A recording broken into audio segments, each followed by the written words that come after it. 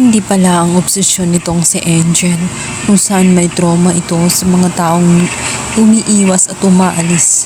Kaya ayaw na niyang pakawalan itong si Tyrone.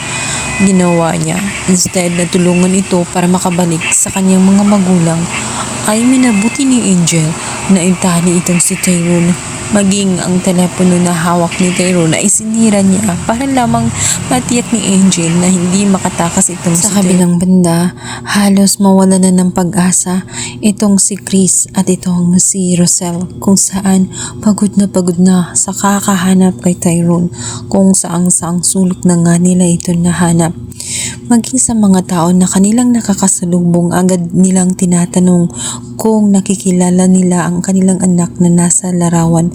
Subalit ang lahat ay hindi makapagsabi kung sino ito at hindi kilala.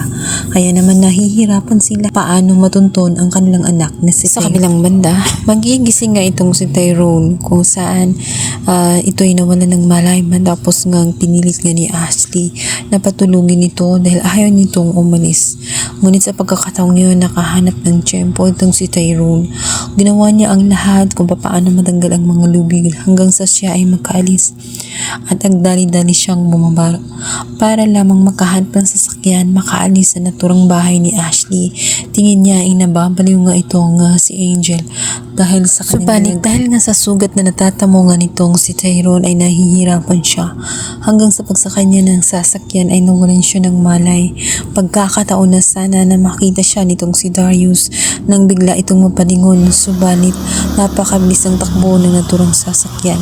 Ang malaking tanungan ngayon kung maabutan kaya ni Darius ang kaawa-awang si Tyrone, maliligtas kaya nito sa tiyak na kapahamakan.